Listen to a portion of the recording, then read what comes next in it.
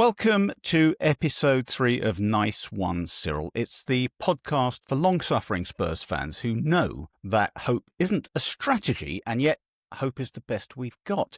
I'm Simon Lipson, and joining me today are the ever-wise Kevin Acott, the legendary doyen of all things Spurs, Julie Welch, and fresh-faced pod newbie actor Lee Brown. This week, should we just file the Bournemouth game under bollocks and move on? No, of course not. We're going to relive the pain in exquisite detail. Then we'll talk about Xavi Simons, something like that. Is he the next Modric? Is he the next NDombele? Plus, we'll talk about stuff, because we've got the transfer deadline looming is as we speak, and we'll see if Daniel Levy has any plans to do anything. I mean, apart from Kudus, Palhinha, Simons, Till, Danso, Takai and Muani, what's he done this window? I'll be sharing my painful memories of Spurs' 23 months at Wembley. It felt longer, didn't it? Kevin will tell us about the scarf incident. That's right, the scarf incident. I think we've got some stuff from Lee about the scourge that is ITK, and Julie will talk about the Spurs Academy graduates down the years. We can count them on the fingers of one finger, more or less. We'll pay tribute to the great Cyril Knowles, the man we're named after, of course, and we'll ask the big question ahead of the international break. Do we give a shit about England? So, strap in, Spurs fans. It's Nice One, Cyril.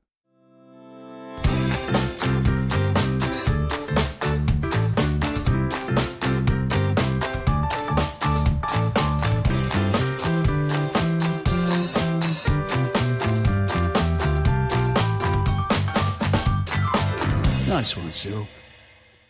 Okay, well, look, welcome, everybody, to a Nice One, Cyril. This is episode 3. With me today, as mentioned before, we've got Julie Welch, we've got Kevin Acott, Lee Brown has joined us for the first time on the pod, and I'm Simon Lipson. Now, why don't we get this Bournemouth debacle out the way? Julie, what happened? Oh, it was just like the old days, wasn't it? Last season, ship an early goal and that's it. And they were all over us and, they were too fast for us. And I just kept thinking, why couldn't we have got that bloody Semenyo? And that was it, really. And I just sort of turned off, basically, because I knew what was going to happen. The honeymoon is over. Yeah, well, he roasted Porro, who had one of his worst games for Spurs for a long time. Kev, we had a little chat post-match, didn't we? Tactics. Did Thomas Frank screw up his tactic? Because it seems to me that Iraola got the better of him on this occasion. I think he did. I think the blame does lie with Frank. I think he started with exactly the same team as he started with against City, and Bournemouth, when they come to us, are a very different team to Man City away. And I think once that first goal went in, it never looked like we were going to get anything back. And no. the was weak as well. I think we were exposed there when you sort of thinking who's going to come on. Solanke was injured anyway. Richarlison was poor as well. Porro was poor. And no one was particularly good at all. I think Frank got it wrong. I sort of feel like I've moved on, though. This might just my Spurs deny tactics too much. You have to, Kev, because otherwise it would kill us. We talked about Richarlison there. He was bullied, wasn't he? Then he got kind of a bit angry and petulant and was like, I'm not playing anymore. I've had enough of this being bullied by these massive centre halves. And I wonder, Lee, do you feel like, as I do, that there was an issue here with selection? Because I assume the Palhinha Bentancur axis was the sort of thing we used when we were going to be under the cosh, Liverpool, Man City, one of those sorts of teams. And that when we're at home to Bournemouth, who were fucking brilliant, by the way. They were brilliant, and that needs to be acknowledged. But against a Bournemouth, perhaps we ought to have been a little bit more forward-thinking, thrown in Bergvall and maybe Gray. I don't know. Even Odobert. What's your thinking? Can I be the first to say Frank out? No, tongue is firmly in my cheek there. I'll just sort of preface all of that by just saying, I'm pretty sanguine about it all, to be quite fair. I was a bit fed up watching the game. You could see it's like one of those performances that we're used to, after the first 10 minutes, we're like, oh, okay, I know, I've seen this show before. And, but Yeah, I think you're right, and it did tell like later on in the game when he did bring on those players, like brought on Bergvall, and we just started to look better. We passed better, we were a bit more lively, and I think Kevin's right. Really, that wasn't really the right, not only right tactics but right selection. But to his credit, I will give him that. We did look a lot better later on when he was proactive and changed that. Maybe another 10 minutes or so, we might have got back into that. I would have thought we felt like we were on the verge of it. Yeah. We had a very, very good 7 minutes. It was the other 93, so 83, I should say. Well, it's more like 93 once you add in overtime. We didn't compete, and I just felt that I don't know if it was an attitudinal issue or whether we were just outthought and outplayed. And as I say, Bournemouth were incredibly good. We couldn't get past the bloody block, and then when we went long, poor old Richie couldn't hold the thing up. So, bit of a shame. All right, well, look, as far as I'm concerned, it's water under the bridge. We are in 4th place, so I say we are Champions League contenders. Now, let's move on a little bit. It's been an exciting time, hasn't it, for transfers. Julie, Xavi Simons, can we get that clarified, first of all? I'm going for Simons, definitely. Okay. Don't know a lot about him. I mean, is he a 9? Is he a 10? Is he a 9.5? He looks the part, doesn't he? I don't think he's going to be another Ndombele. For a start, he's not fat. Definitely didn't eat all the pies. I never, ever watch reels because you never get any real impression, or there's a pun, you never really get an impression of what they're really like. I just hope he's going to be some good and not a complete dud. I think that's all we can hope. I don't think he was first choice, was he? He wasn't. I mean, although apparently he was mentioned earlier on in the window. I mean, Kev, we're experts, aren't we? Because we've seen 7 minutes and 32 seconds of him on YouTube, and therefore we can testify to the fact that he's very quick, he's technical, 2 good feet, scores goals, pass the ball. Are you expecting him to sort of be a kind of quasi 10, or is he going to move out left? Because we haven't really bought that left winger that Gary of Chelmsford on my my timeline on X insists we should have had. What's your thinking? I mean, I get the impression he could do either, and it sort of depends on, do we pick anyone else up in the next hour as to where he plays. I think I feel genuinely excited about him. I think everything I've seen about him and seen of him, he looks great. I mean, I know, we all know what can happen with those sort of players. But yeah, I think he could really make a difference. And that creativity, which even with Maddison last year, there were times where he brought that real creativity. There were times where he didn't. And we've been missing that for years, really. And so I'm sort of pinning all my hopes on this guy. I was struck by how slim, how diminutive he is in civvies when he came on the pitch to be introduced to the fans. He just looked like the slip of a thing. But then I think a lot of footballers surprise you with how, and athletes generally, with how little they look in real life. Jurgen Klinsmann is very, very tiny.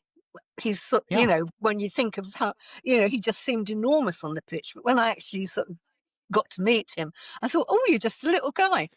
I mean, it's that is a sort of particular footballer look, and particularly for a guy who sort of plays more around the middle than jumping around in the penalty box where the giants are. Well, judging by YouTube, he looks actually quite strong, quite sort of a bit like Kudus, but having that low centre of gravity, turns quickly and so on. Also today, we hear that Spurs have taken Randall Colomwani. I hope I've pronounced that correctly. French international, missed an open goal to win the World Cup. He's our kind of guy, isn't he? Oh, yes. Well, especially if he gets injured in the first few weeks, he will be. Yeah. Yeah, I mean, I was expecting us to sign Moana rather than Moani. But no, Moani's much better than Moana. Come on, what's the matter with you? I think it looks like he could fit 2 roles. I believe he's not only a forward, like as a striker, but he also can play off the left as well. So it probably makes sense from that point of view. And it's only, it doesn't look like it's an obligation or even an option to buy. It's a year loan, which suggests to me Harry Kane is obviously coming back next season. Obviously, yeah. That goes without saying. Yeah, so that will be nice, and we'll have a few goals out of him before he retires. We've also, it looks like, well, I don't know, because the last I saw, it looked like Manor Solomon was going and then wasn't going to Leeds on loan. Is that right? And so this will sound very stupid when people actually listen to this, because he's probably gone to Peru or somewhere like that in the meantime. And Julie, he's been a huge success for us, hasn't he, Brian Hill? He's off to Girona. Yes, our very own fifth Beatle. Yeah, for something like 4.5 pence and £3.75 add-ons, something like that. And you just think, what was all that about? I mean, they bought him, and then they just spent the whole time trying to get rid of him. Poor guy. Yeah, Lee, you've got a thought about Brian Hill? Yeah, I think he seems to be like one of those typical punts that we've made in the past, and we occasionally do, where we sort of think, well, everyone says he's good, and we'll go for that one. And we've had a few of those, haven't we, where we just sort of tried our luck and see if they would come good, but invariably they don't. But I just wanted to, if I may, sort of jump back to, you were talking about Simons, whatever you want to call him. I think he'll be really good for us, but he might take a little bit of time to settle in, like Modric did. You compare him to Modric, and I think that might be a decent comparison, because with our midfield at the moment, they don't look like they could pass wind, but at least he does. He looks like he could, take on players, and he's got an eye for a pass. I think give him a little bit of time, which of course we're famous for allowing our players time, aren't we? Really, we don't jump to any kind of conclusions about them whatsoever. Yeah, read Kulusevski. Yeah. But, I think he will be an excellent addition to the squad. And if you've seen the reels, as you were saying, he's really sharp in that passing and understands, how to link up play. So I've got high hopes. Yeah, I think he'll get half an hour on Twitter before Gary Chelmsford destroys him. So that'll be pretty good. That's not bad, the thing actually. I will say this about him. Comparing him to Modric. When Modric first came to us and started playing for us, I thought he's like a little girl. I don't mean that in a sexist way. Just he's got the frailty and the sort of the kind of that ability to, I don't know, just float around and get bashed around, and it didn't look like anything to me. Whereas I think Simons is a bit sort of tougher. It's a bit more muscular. There's a bit more oomph and sinew about him. Kev, is that just me hoping for the best? Well, as you were talking about Modric there, Modric is one of those players who I never quite saw in the same way as it seemed like everyone else did. He was a good player. He was never a great player, I don't think, for us. And some of that might have been that sort of flimsiness and vulnerability, which actually, as he got older and moved on from us, I think he found ways to sort of get around that in a way. And maybe we just weren't quite the right club or quite the right team for him. So you could see potential in him, and he did some great things. But it wasn't until he left us that he started really showing what he was made of, I think. Yeah, it's interesting, because I have to say I wasn't blown away by Modric at any particular time. I never thought of him as one of our greats or one of our standouts. He was very good when he was on his, game. But I don't know, Julie, you look like you're having apoplexy. I think this is sacrilege. I think he was one of the greatest players for Spurs ever. If it hadn't been for him, I don't think even Bale would have been as good as he turned out to be. I can't believe I'm hearing this. I think, Modric was and is a wonderful, wonderful player, just creative, mysterious, reminded me a bit of the great John White, but something more. Yeah, what a player. I can't believe I'm actually hearing people talk him down. I may have to leave the room. There is dissension and fractiousness among the otherwise sedate and aged members of the crew tonight. Lee, Kevin and I being unfair? Or? I think so. I think you're being a pair of bastards, to be honest. And okay, Julie, I think he's spot on. Them's fighting words, yeah. Go on. No, I think he was, once he'd sort of really come to grips with the Premier League, he is the sort of player we haven't had for such a long time. Metronomic, I think is the word. Everything went through him. He made it look so simple. And I can understand why I suppose people didn't, think he was as good as he actually was. But, we've never had a player like him since. Everything that made us function and tick went through him. And I think, obviously he went on to levels and levels above when he went to Real Madrid, but, I'm hoping that Simons could be that sort of player where everything goes through him. We shall see. Look, this is exciting stuff, I think. We've got, and I'm looking forward to seeing Moana, whatever the hell his name is, do his thing, because he looks like a very rangy, powerful player, decent with the ball at his feet, and he scores a few goals. So we could do worse. Yes, good shout. Very good shout. I do want to come back to this. We mentioned this in the pod last week, Lee. Let me take your sounding from you on this. It's Ree Brennan Johnson, who strikes me now as the vulnerable character here with Simons and Moana, whoever coming in, because, you know, we seem to have a lot of cover out left, even though we haven't bought perhaps the sort of that gold-plated left winger. But Brennan, it was obvious again against Bournemouth, although we could criticise everybody, to be fair, but he's not contributing a great deal beyond scoring. And I know that sounds ridiculous because the guy scores goals. He's a brilliant, decisive, cold finisher. But are we at the point where he's a guy you bring on when you need a goal, as opposed to the guy who starts? I mean, that's a good shout. I think he's a curate's egg of a player, isn't he, really? It's really difficult to sort of work out what he does apart from, as you say, the brilliant knack of scoring goals. But other than that, if he doesn't score goals, I'm not sure what, at the moment, else he does add to the team, which... But so... Yeah, that might be a good shout. The sort of player that you bring on later on, and again, with those options up front now, that he might find himself marginalised a bit. But who knows? I mean, Frank did try to buy him, didn't it? His previous club, so he must fancy him. But yeah, I think you might be right. I think that might be the case for him. Now, look, can I just raise something here? Everyone I'm looking at Twitter because we are at 6:21. I think the deadline's at 7. Am I right? Mm-hmm. So we're just under 40 minutes away from that, and I'm checking to see if we bought Mbappe or Bellingham. Doesn't seem as though we have, although of course ITKs, they can surprise you. And I'm also noting that his name is Mwani. So you and I, Lee, we need to have words at some point. So let's move on. Sorry, I've completely lost my place. We're going to move on, and we're going to have some Spurs memories now, because we've done the current, we've done the present. Let's do the past a little bit before we get to Kev's scarf incident and Julie talking about stuff to do with useless development kids and so on. And I think, Lee, you want to talk about ITKs, don't you? Is that your? Yes. Yeah, so that's your beef. Well, my beef, and we touched on this last week, is Wembley.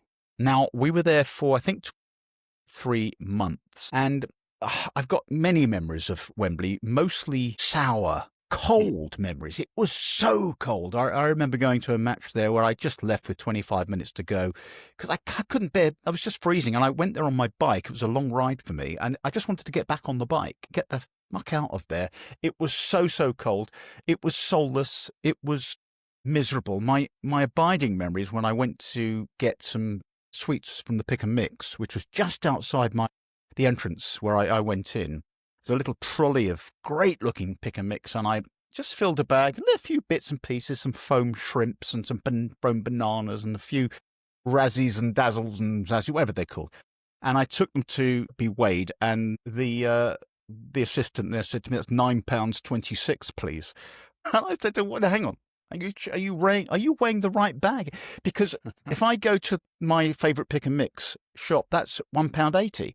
So I left the bag where it was, and I thought, this is the summation of everything I detest about Wembley. It's vile, it's expensive, it's ghastly, and it's Kev. So I could go on. Kev, abiding memories of Wembley. Coldest I've ever been, and I spent a few weeks in Greenland around that time, and Greenland was much warmer and more pleasant than Wembley was. And the one game I most remember, I've been trying to think who we were playing, and I think it was Rochdale, FA Cup match, and I've never been so cold. And it felt like a lot of that was about the design of Wembley, which was basically just tunnels of, just wind and rain just from the outside. It felt like it was designed to bring cold and rain into you as you were watching. And I think we won. We won the match, but I can't really remember the match. It was awful. And then trying to get home, it would actually genuinely have been quicker for me to walk home than to try and move and then come back. Always 2 hours at least. Incidentally, I think I can add that if it was like a August match or a May match and the sun was belting down on you, you couldn't get away from the heat. I mean, it was just scorching. Julie, any abiding memories of Wembley? Well, it is, you see, that they knew Wembley. Well, it's not that new now. It just has no might. It gives you no feeling that of potential glory, because I can actually remember the old building very well, because of course I spent quite a lot of time there reporting. And that Wembley Way, that sort of feeling you got as you walked up Wembley Way, and you remembered, this is the place where England won the World Cup, where Bobby Moore lifted the Jules Rimet trophy. There was a sort of glory and glamour and splendour about the old Wembley, and it had a really brilliant car park. You could just drive in and leave your car. The loos were terrible, I must say. I mean, I'm told that the gentlemen's toilets were, you just sort of ended up with, the bottom. Rivers of piss. No well, doubt I didn't about that. sort of say anything rude, but but it was a wonderful place. I loved being at Wembley. That you could park if you were pressed. You could park your car at some sort of fancy raised level, and I can just remember getting out of my car. Now this would have been the early 1980s, and there was Danny Blanchard just sort of standing there looking over the wall at the scene, and he turned to greet me, and I thought, I'm alive.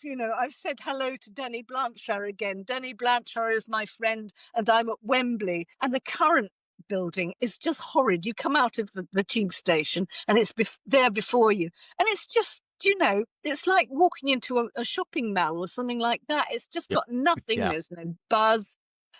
It's a bastard to get out of. It takes you almost, the length of a match to get out, to leave the place. It's just a disaster. I mean, I had some memories of the matches that we played there when we were exiled there. And there were some great memories, some great matches, some great performances, but it was all spoiled by being in this awful, awful place. I mean, you might as well be watching a match at some generic stadium in the Midlands or something like that. There was no sort of splendour about it at all. And that's an interesting point you raised there, because of course we beat Real Madrid there 3-1. We beat Borussia Dortmund. That was the Vertonghen match. Leads us. Did any of those victories slightly leaven the misery for you of Wembley? Yeah, I do remember us famously bashing up Arsenal there and Liverpool, and they were nice. But I also remember, like you were talking about, the weather getting absolutely soaked to the skin there. But worst of all, I think, was whenever we did lose, and you came out there, and whatever way you tried to circumnavigate to get to the station as quick as you can, you're always bumping into the opposition fans, and often that would be Chelsea or Arsenal, and it was getting lively at points, very fractious, and the mood coming out of there was much worse than if we lose at where we are now. It could get pretty I'd seen a few bust ups and dust ups on the way out of there, so that wasn't very pleasant. I know Julie mentioned walking up Wembley Way. I do remember going up the ramp for, I think it was the Portsmouth semi-final of the FA Cup. We were all the fans were mashed together going up that ramp. And I remember a couple of our brethren, some of our fellow Spurs fans, picked up some horse shit and threw it at the Portsmouth fans. And I just thought, do you know what? There's a moment there where you just think, this don't make me proud. This does not make me proud. Anyway, moving on. Kev, now you sent me a message to say you wanted to have a little reminisce about the scarf incident, and I put that in, inverted commas. What does this all mean? Well, I think it means that I'm traumatized still. Something like after this happened. And I need to use this group and whoever's listening as therapists, really.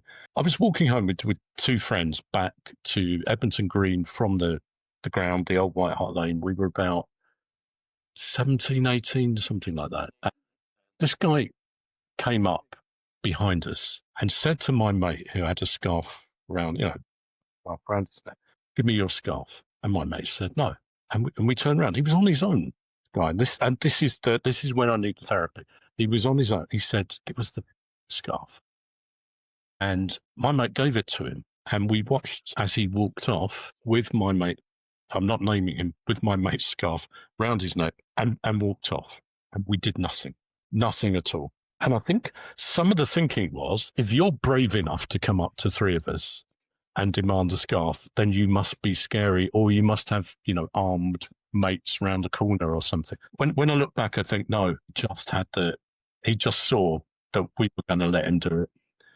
I know one of the people who does this regularly was the other person, not the person with the scarf, was the other one. So he probably won't thank me for bringing this up, because he was also part of this sort of horribly cowardly response to having a scarf.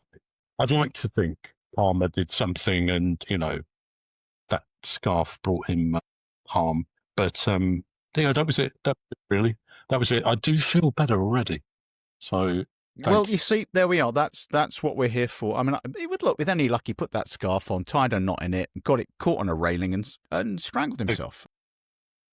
If you think in those terms, you'll feel so much better about that incident. Lee, I know you want to have a little rant about ITK idiots and the idiots who believe them. I mean, I rant about ITKs all the time. I've blocked every one of them, and they still come back. Tell me about ITK. Well, I've got to the point where I've actually just written something down about this now, because it's getting right on my tits. So it goes a bit like this. You know what really does my head in? People on socials, on X, who lose their arses over transfers. Every window, it's the same story. Some random account with a cartoon avatar says, breaking news, Mbappe to Spurs, deal close. And within 10 minutes, fans are creating AI images with Mbappe in a Spurs shirt, writing the starting 11s and tweeting the league's not ready and planning on the sort of trophy parade already. then guess what? It doesn't happen. And what do? They just lose their minds. The board is useless. Stevie's a bald bastard. That kind of thing. We've been let down. We've been let down again. No, mate. You've let yourself down, by believing a rumour that Dave wrote in his bedroom. Is it a coincidence that it's the school holidays? No. Look, clubs don't owe you a sign-in just because you read it on a tweet, getting angry because of some BS ITK that you choose to believe in is like sulking when your mum doesn't buy you what you want. It's childish. Stop it. Honestly, take it with a shovel of salt and wait for the club announcement. Everything else is just noise. Do you know what? That was so good. It got a round of applause from Julie. And you're absolutely bang on. You mentioned something about people putting their dream team up, where they put all the players' faces and the bits and pieces, and you think, who beats this team? Because this fucking team doesn't exist. Yeah, it's no to, and then there's the player coming, player says no. Yeah. Well, thank you. You have ripped the ITKs apart in fine fashion. Let's move on, Julie. I know you wanted to have a little talk about the academy successes or lack of them. Spurs, are they doing something wrong? Well, I'd be curious, really, because, Arsenal have come up with this amazing, 12-year-old who is obviously absolutely fantastic. They've got, I can't pronounce the guy's name. He's one of their academy products who is also probably about, 15. Last season, when we played, I think it was Elfsborg, in the last knockings of the Europa League group stage, because we were so short of senior players and had to play the kids, and they all scored. Ajeo, Moore and Scarlett, I think. And I keep thinking, what's happened to them? I mean, Mikey Moore has now been sent to live on a farm when your dog's died, and you tell the kids he's gone to live on a farm. And Mikey Moore's gone to Rangers, which is not the right place for him. He was meant to be the next big thing. He was meant to be our Harry Kane for this decade. Just what's happened to our academy players? The last one that I can remember actually sort of making it into the Premier League for a limited amount of time and, success was Ollie Skip, really nice player. Harry Winks, again, really nice player, but, not major by any means. And soon they found their way to sort of slightly, in quotes, lesser clubs than Spurs. What is it about our academy? Do we just not sort of, pay the parents enough money to, when the kids are 8, to sign them up to us for life? Whereas Arsenal, as ever, do it so bloody efficiently. I'm so envious. Well, the kid you're talking about, Dowman, who he's 15 who looks ridiculously good. It doesn't mean he'll turn into a great player, when he grows up. I can think of only really Kane and Ledley in recent years who have come through. I remember talking to you about Mikey Moore. I've been watching Mikey Moore, little bits of video of him in the academy, and thinking, God, this kid is just ridiculous. And yet he had a couple of moments really playing for the first team, and now he's getting absolutely slaughtered by Rangers fans for not being Mbappe, and they want to go back to Spurs. Is he going to come again? Have we got any other? I know we've got this Barnett Williams, or is it Williams Barnett? One of those, who looks like a genius, but who knows? Is it just the nature of kids that they just don't always fulfil their promise? I think maybe, as I was just thinking about Harry Kane, and he was on loan at Orient, and someone I worked with saw him a few times at Orient and said he didn't stand out. He didn't look particularly great. He didn't look terrible, but he didn't look particularly great at that time. I'm not sure how old he was. And I think so much of it is do they go to the right club at the right time? Is there, do they fit into team? Do they fit into whatever the sort of milieu is at that club? I'm sure we've lost some good players. Mikey Moore, if he'd gone somewhere other than Rangers, no, hopefully he will, could still make it. Dane Scarlett was at Oxford. Was it Oxford last year? Yeah. And I think so, yeah. They didn't think that much of him. At the moment, they're saying they've got Lancashire, who they seem to really like. And he seems to be fitting in where, Dane Scarlett didn't.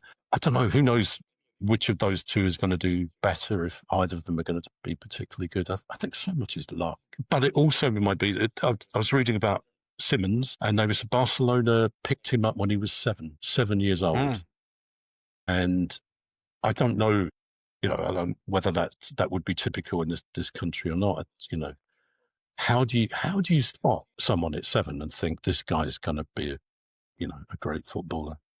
It's a very special skill to actually pick that person out, I think. But I don't know. I don't know. It's interesting because sorry, go on. No, that's it. I'm not sure whether we're worse than Arsenal, or Arsenal have had a bit of luck with. I don't know. It's interesting. I used to be, hard to believe looking at me, but I was a county level junior tennis player.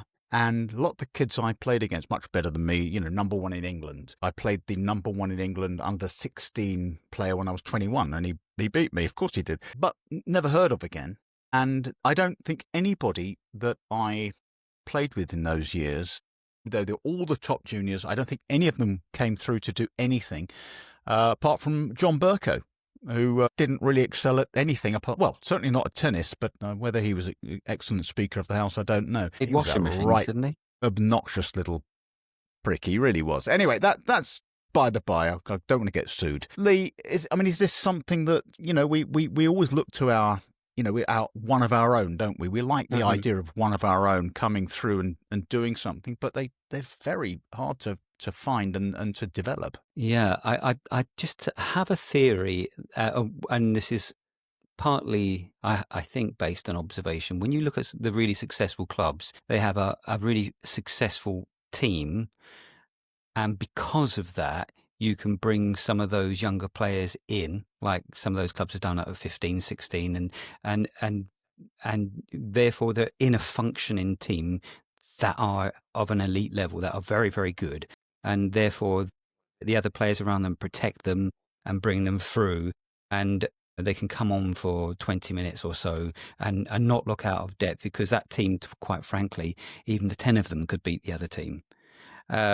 We don't quite have that. We've not quite yet got the foundations, that strength in depth, where we can afford to take that gamble, which is such a shame, because we do have a lot of incredibly talented younger players, but we don't have an incredibly strong first team to allow that platform. That's my theory. I don't know whether anyone else believes the similar thing or... Yeah, I think that's an interesting point. Julie, is that fair that we just don't have enough kind of basic foundation for kids to flourish and to learn and then flourish? Yeah, I think Lee's absolutely spot on. There's been so much sort of turmoil and change at the club since Pochettino left. I don't think Conte was terribly interested in, giving a kid a chance. The team has never really completely been a settled team since Pochettino left. I think everything that you said, Lee, is absolutely right. I wish it had only sort of occurred to me, and then I could have looked a clever one. But it's true, and we have had some really talented youngsters. I mean, our results in the under-18s, the under-21s, have been sort of really amazing, and it's really sad that at the moment there doesn't seem to be much of a follow-on. I mean, Jamie Donnelly, for instance, players like that, so good, and yet, here we are at the end, or in 15 minutes' time, the end of another transfer window, sort of bringing in talent from outside. Maybe that's where the game is going. I don't know. But, Liverpool seem to develop some reasonably talented youngsters of their own. Although I think at the moment, they've just probably bought every really good player in the Premier League. They're buying the world, aren't they? It's incidentally, just as we speak, I've just checked on my timeline, and a guy with 308 followers has said Tottenham are pushing for a last-second inquiry with Atalanta for Ademola Lookman. So I think we can safely consign that to the bullshit category bin. All right, so I'd believe it if we were advancing. I'd believe it then. Yeah, we are advancing. Now then, let's move on swiftly. It's random rant time. Kev, you got anything that really needs a bit of a yell and a bellow right now? What you always look perplexed when I do this with you every week. Why are you asking me for a rant? I think that's because I do spend much of my time ranting about different things. And then when I have to pick one, I'm never quite sure which one to choose. This one is just because I watched what I believe is the worst film ever made at the weekend, which is Thursday, what's it called? Thursday Murder Club, based on a Richard Osman book. It was awful. It had some great actors who managed to spend their time trying to persuade you that actually they weren't great, and how did they ever get where they got to. It was appallingly directed. It was sluggish and slow and awful. And I suppose my rant isn't just about that film, but I would say, please don't ever watch. Anyone listening to this, don't spend money. Don't watch it for free. Just don't watch it. It's about British film, really. So many bad British films. And there's something they have, which is this sort of, we're being a little parodic of Britishness and there's a sort of laziness. Most of them, I'm surprised this one didn't have Olivia Colman in. Most of them have Olivia Colman in. She wasn't in this. She should have been. I think it is laziness. I think that's the word. There's a sort of laziness about British films. And that's it. I'm not going to go any further, but that's my British film. It's a very decent rant. And by the way, I watched 4 minutes of the Thursday Murder Club, and it was 4 minutes I will never get back. Lee, now look, we've got our very own film star with us today, Lee Brown. Slice and Dice, am I right? Is that your current film out and available on Amazon? It's available on Amazon. Lee, it's I'm afraid of Aya now.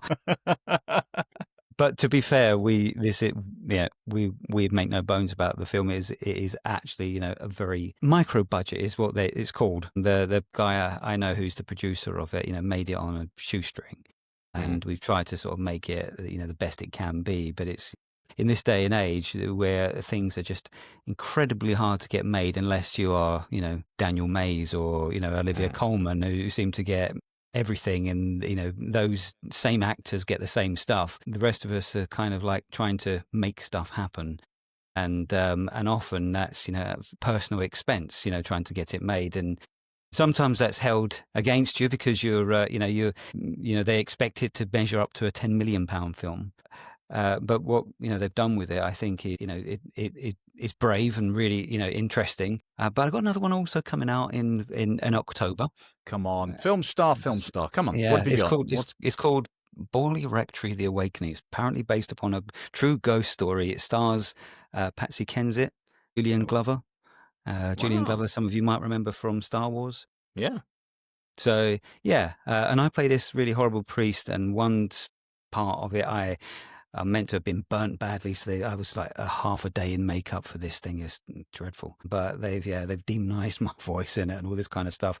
So I don't know why I seem to be getting the bad guys at the moment. And you weren't very nice in Slice and Dice. Let's be honest. No, right, nasty piece of work. Have you got a rant for us? Well, it really was the kind of ITK thing, really. So I've probably gone a bit early on that. But you've gone but early.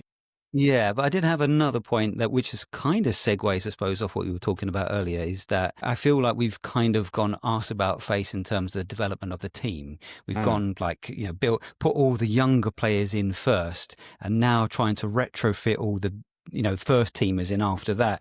And we really, like most elite teams, do it the other way around. You get the first team functioning and the best team players in place, and then you supplement them with, really good up and coming players that you can then, bring through. But I fear that what we've done is inadvertently, while we've been sort of looking at this strategy of bringing younger players through, is inadvertently put a lot of pressure on those players, because now they are, of course, they're seen as the future. But if that doesn't happen, then it's all a big cock up. Yeah. In actual fact, clearly there's a lot of talent there, but we should maybe have had the sort of, the core of a really good team first and then done that. But, who am I? I'm not the strategist behind this. Perhaps they do know better than us. You did mention elite teams, and maybe we're not. So that's a possibility. Julie, what have you got a rant for this week? I have no rant. I would really like to talk about, shall we say, our founder, Cyril Knowles. The great Cyril Knowles, who died on the 30th of August in 1991. Tell us about Cyril. Well, I did a bit of homework on him, obviously, because that's what I do. So he arrived in 1964 as a 19-year-old, and he was a replacement for the great left-back Ron Henry. Cost 45,000 quid, came from Middlesbrough.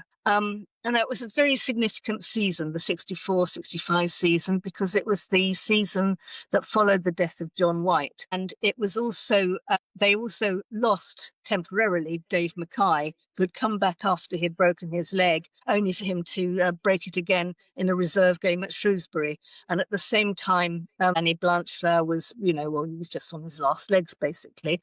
Cyril came into a kind of team that was changing a bit, but his strength, his crossing ability was really good. I mean, you'd love him today. I mean, fantastic, very good at set pieces, really smartly dressed guy, really looked like what a Tottenham Hotspur player ought to look like, really sort of fashionable in his sort of Yorkshire way. So, and he was joined a year later, of course, by Joe Kinnear at right back. And so they were both in the vanguard of the overlapping fullbacks.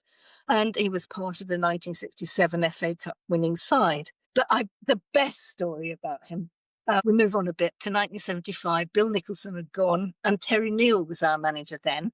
And Spurs were in danger of relegation. And it came to practically the last day of the season. They had to beat Leeds United to avoid the drop. And so Terry Neal hired a hypnotist. This hypnotist was called Romark, and his main claim to fame was that he'd put a curse on Crystal Palace after Malcolm Allison hadn't paid him for trying to get Palace out of the third division. So Romark put Cyril Knowles in a trance and told him he was a rod of iron. And the next day, Cyril fired Spurs into the lead, and later he scored another in their 4-2 win over Leeds, which, by the way, and that is the famous game where Alfie Conn sat on the ball. And there's another nice fact about Cyril, the Terrace song, Nice One Cyril. That was actually, it was recorded by the Cockerel Chorus eventually. Nice One Cyril, let's have another one. And it got number 14 in the UK charts in 1973. But the phrase was originally part of an ad campaign for Wonderloaf bread. So how about that? Sad thing is that, Cyril's story has actually got quite a sad ending because he lost his son in a freak car accident when a stone flew up from the road and crashed through his windscreen and hit his little lad on the head and killed him. And also, he died very young. He was, I think, 49. He was managing Hartlepool at the time. He had a brain tumour. He was operated on, but never recovered from it, or didn't recover from it properly. I really hate to sort of end his story like that, because he was a lovely bloke, fantastic player, and that lovely song and that great anecdote about Romark.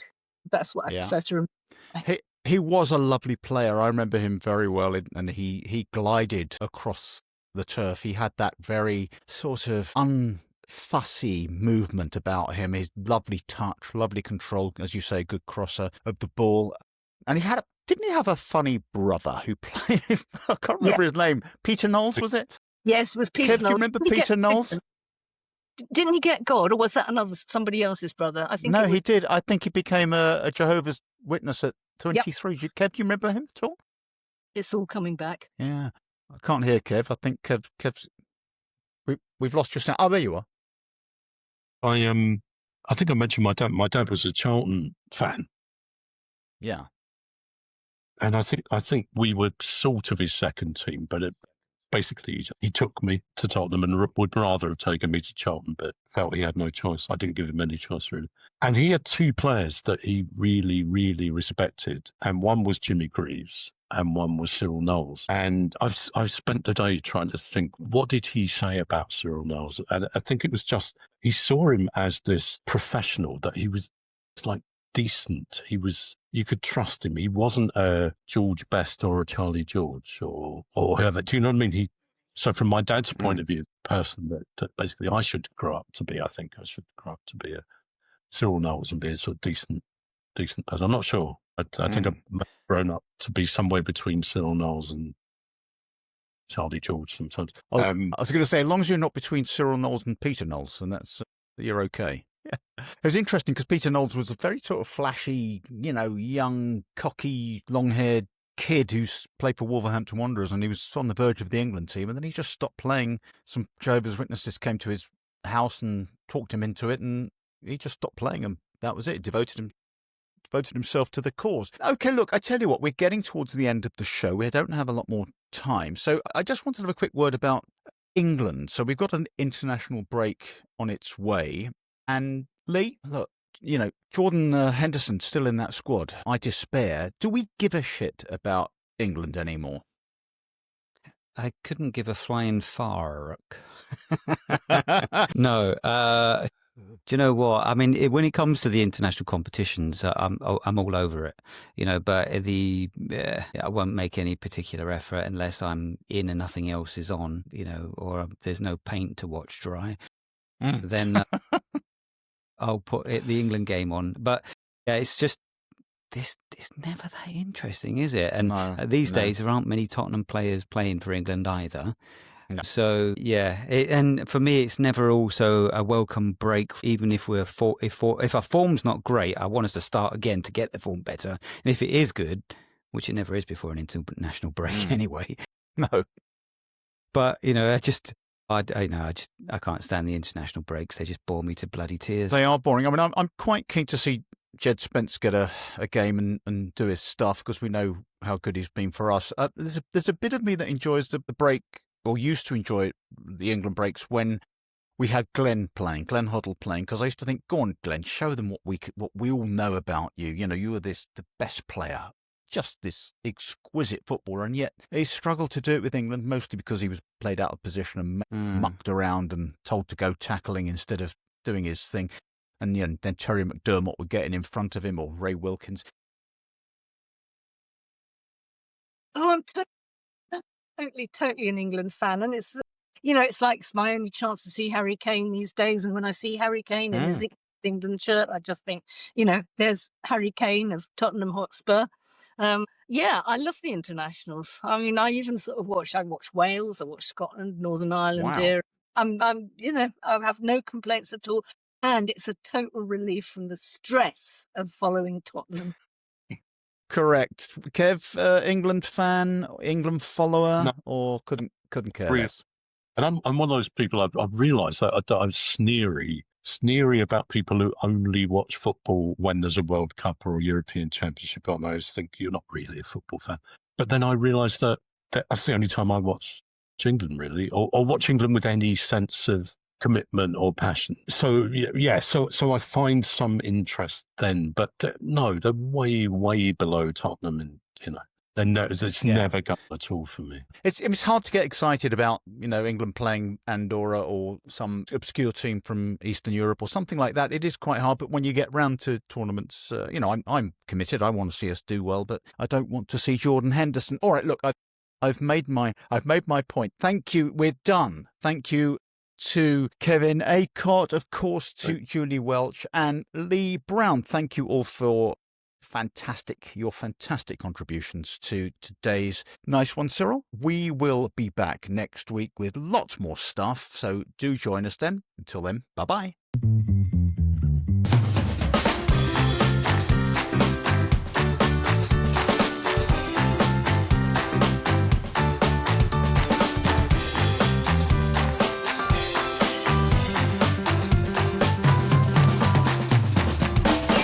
Nice one, Cyril.